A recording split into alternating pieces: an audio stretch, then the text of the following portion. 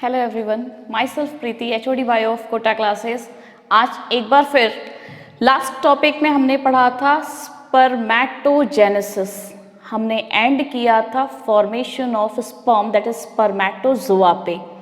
तो वो स्पर्म कैसा दिखता है, आइए आज उसी के बारे में हम पढ़ाई करते हैं कि अगर वो स्पर्म है तो स्पर्म दिखता कैसा है, चलता कैसे है, क्या क्या उसमें चेंजेस आते हैं, आज उसके बारे में हम पढ़ेंगे।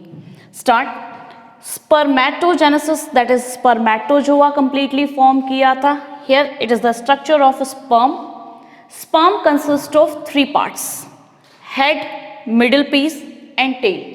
अगर हम बात करें तो हम आपको ऐसे दिखाते हैं, पहला पार्ट आता है हेड, दूसरा आता है मिडिल पीस और तीसरा पार्ट टेल। NCERT में नेक मेंशन नहीं किया हुआ है, but there is also a small neck is there. First आते हैं हेड पे। हेड पे आप देख रहे हैं मैंने एक पार्ट बना रखा है। एक अगर विजुअलाइज स्ट्रक्चर आप देखते हैं, कट करके एनाटॉमिकल स्ट्रक्चर देखेंगे तो वो एक अलग दिखाई देगा, but descriptionally structure is sufficient. Head consist of 2 parts, acrosome and nucleus. Acrosome tip पे प्रेजेंट होता है हेड के। कहते हैं it contain a hydrolytic enzyme which is known as sperm lysin. उसे कहते हैं sperm lysin. It mainly help to penetrate the wall of egg। ये एग की वॉल को पेनिट्रेट करने के लिए हेल्प करते हैं। जैसे ही ये एग के पास आते हैं, जो ना पैलिसिडा और corona radiata sperm lysin enzyme के हेल्प से इसको पेनिट्रेट कर पाते हैं।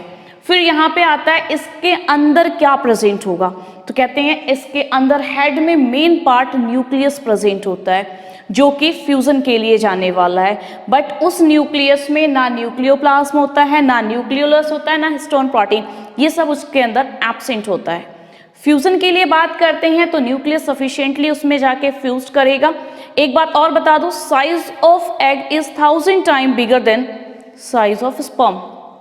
एग के सामने हमारा स्पर्म बहुत छोटा है।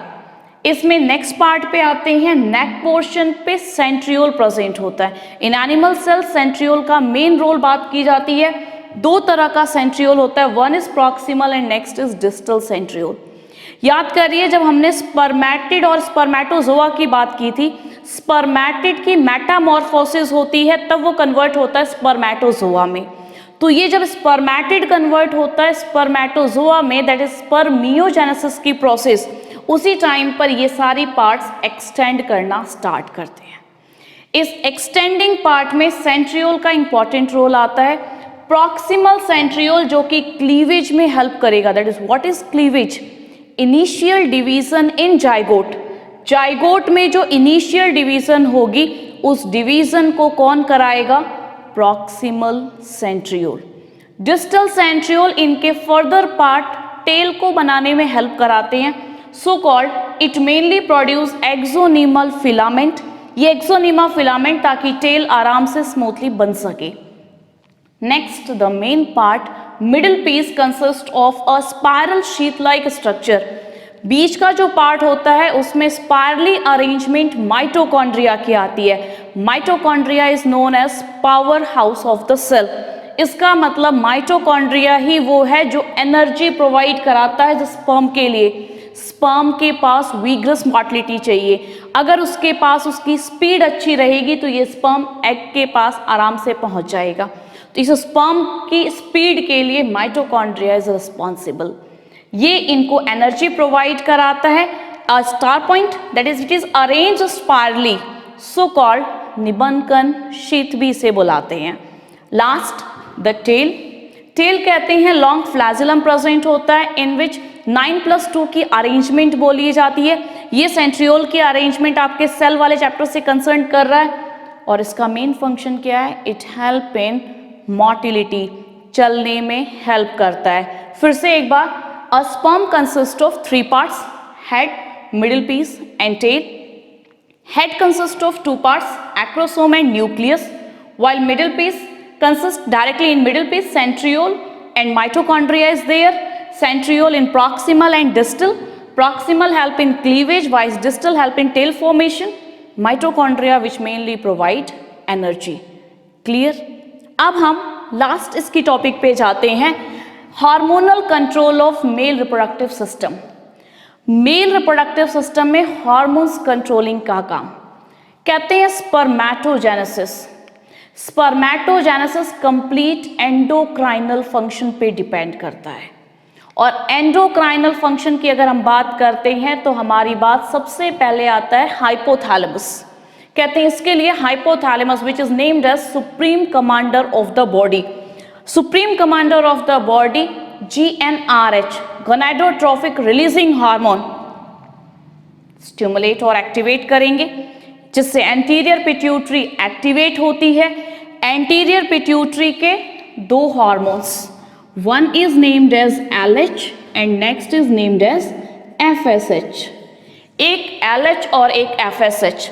LH is luteinizing hormone, FSH is follicular stimulating hormone.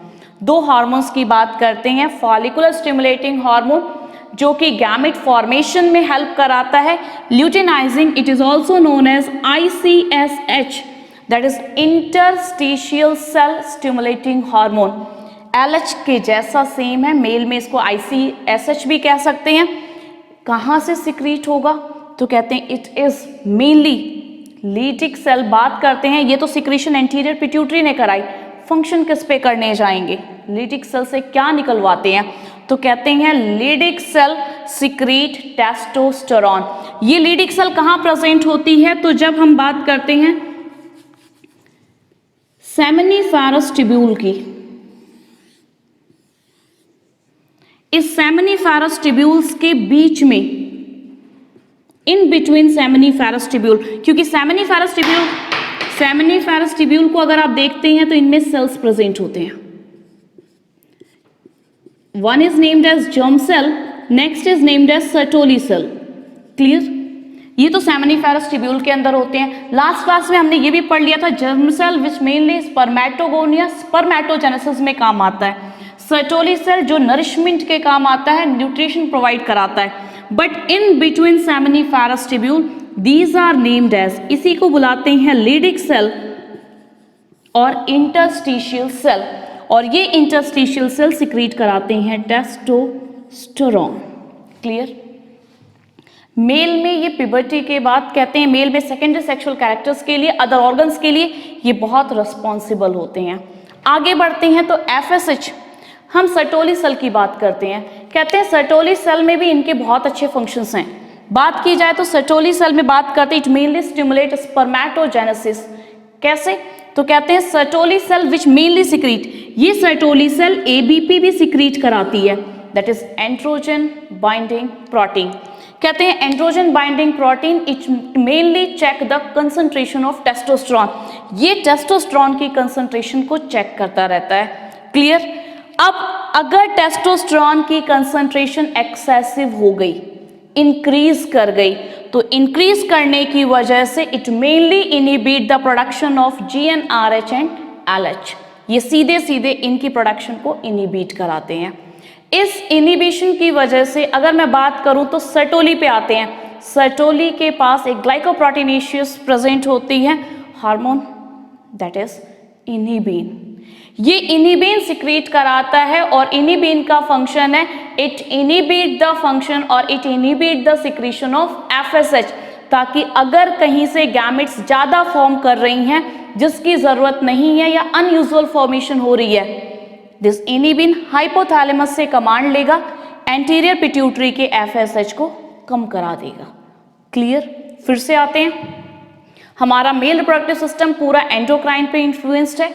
Completely endocrine की बात करते हैं तो हाइपोथैलेमस जो GnRH सिक्रीट कराता है, एंटीरियर पिट्यूटरी को एक्टिवेट कराएगा। It mainly release two types of hormone, one is ICSH and another is FSH। LH and ICSH की अगर बात करते हैं they work on Leydig cell, they work on Sertoli. अगर बात की जाए कहते हैं लीडिक सेल से निकलता है टेस्टोस्टेरोन, और ये टेस्टोस्टेरोन फंक्शन कहाँ करेगा तो कहते हैं मेल की बॉडी में उसके सेकेंडरी सेक्सुअल कैरेक्टर और स्पर्मेटोजेनेसिस में पार्टिसिपेट करता है। इट मेनली प्रोवाइड एक्साइटमेंट, ये एक्साइटमेंट भी प्रोवाइड कराता है। अगर ज़्यादा एक्साइटमेंट हुई तो स्पर्म की फॉर्मेशन ज़्यादा भी हो सकती है, उसको इनहिबिट कराने के लिए सर्टोली इनहिबिन का हेल्प लेता है।